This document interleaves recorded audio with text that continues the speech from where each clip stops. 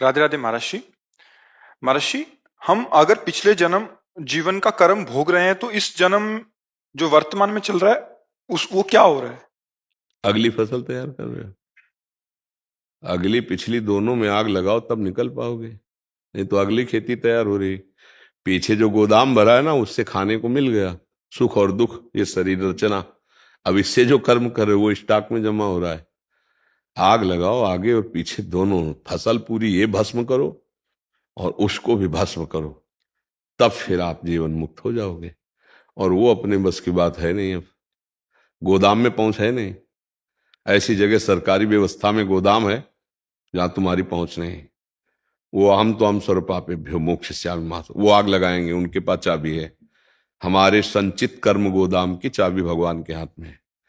इसीलिए भगवान के बिना कोई भव समुद्र से पार नहीं हो सकता। भगवान की आराधना, और अब जो नया कर्म है वो भगवद अर्पित करो। उसमें पाप कर्म नहीं होना चाहिए, धर्मयुक्त कर्म होना चाहिए, भगवत भगवत अर्पित। तो वो कर्म भुने हुए चने के समान हो जाता है जो भगवत अर्पित होता है। जैसे भुने हुए चने को आप खेत में डालो, कभी अंकुरण नहीं हो सकता, चाहे जितना खाद पानी लगाओ। तो ये जो नए कर्म बने, ये निष्प्रभावित हो गए हमें बांधने के लिए, वो भगवान को समर्पित हो गए। पुराने जो संचित कर्म है भगवान की शरणागति और नाम जप के प्रभाव से भस्म हो गए। जो इस शरीर की रचना हुई, इसमें सुख दुख आजीवन के लिए जो है उसको हम भोग लेते हैं। बड़े बड़े संतों को भोगना पड़ता है, नहीं तो भजन बल से उसको मिटा दे, है ऐसी सामर्थ्य। लेकिन भगवान के विधान को मानकर, जैसे पता है कि हम ऐसा कर सकते हैं पर कानून नहीं है, तो जो कानून को जानता है वो फिर नहीं।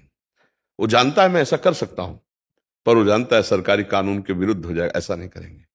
ऐसे बड़े बड़े परमहंस महापुरुष, जैसे रामकृष्ण परमहंस जी के गले में कैंसर था, वो मिटा सकते हैं, भजन बल से मिटा सकते हैं, बिल्कुल मिटा सकते हैं, पर वो भगवान के कानून को नहीं। इस शरीर को बनाते समय कानून में है कि इतने वर्ष में इतना भोगना है, तो स्वीकार है, दंड स्वीकार है। जैसे कानून जिसने बनाया है, माना उसी ने बनाया है, लेकिन अगर कानून के अंतर्गत वो भी अपराध कर देता है तो उसको भी, उसको जानबूझ के सजा स्वीकार करनी पड़ेगी, अपने कानून रक्षा के लिए करनी पड़ेगी कि नहीं। जिसने कानून बनाया है, अगर वही कानून के विरुद्ध आचरण कर दे तो उसे जानबूझकर सजा स्वीकार करनी पड़ेगी कि कानून तो मैंने ही बनाया पर विरुद्ध आचरण कर दिया तो उसका सजा, क्योंकि फिर अन्य प्रमाण नहीं माना जाएगा। तो ऐसे ही भगवान को प्राप्त महापुरुष भगवान के विधान कानून को सहते हैं। बड़े बड़े संतों में देखा गया कि बड़ा तेज है, बड़ा प्रताप है, लेकिन उनको अमुक कष्ट है, तो क्या वो मिटा नहीं सकते? दूसरों के कष्ट मिटाने की बात करते और अपने नहीं मिटा सकते? बोले मिटा सकते हैं। तो क्यों नहीं मिटाया? बोले भागवतिक कानून की रक्षा कर रहे हैं, भागवतिक कानून की रक्षा कर रहे हैं कि जो विधान भगवान ने बना दिया, प्रभु आज्ञा अपेल श्रुति गाई, उसको सह रहे हैं। नहीं, मंत्र में भजन में इतनी ताकत है कि जो चाहे वो कर सकते हैं। पर इसी बात का तो राक्षस लोग दुरुपयोग उठाए। भक्त और राक्षस में क्या अंतर? दैत्यों ने भारी तपस्या की और उसका दुरुपयोग किया, मार के फेंक दिया भगवान ने। अब देखो ना, वो भी तो तपस्या किए, लेकिन एक भक्त तपस्या करता है और बड़े बड़े कष्ट सहता है तो भगवान उनके अधीन हो जाते हैं। और वो जगत मंगल करने वाले महात्मा, वो दूसरों का कष्ट मिटा देंगे पर अपने शरीर के कष्ट को नहीं, उसे भोगते हैं। ये भगवान का विधान। आगे समस्त कर्म भगवान को समर्पित हो रहे हैं, पीछे जितने भी हमारे कर्म हैं वो भगवान की कृपा से भस्म हो जाते हैं, तो जो वो जीवन मुक्त हो जाता है। वैसे भी शरणागति में ही करोड़ों जन्मों के पाप नष्ट हो जाते हैं। सन्मुख होए जीव मोहि जब ही, जन्म कोटि यग नाशों तब ही।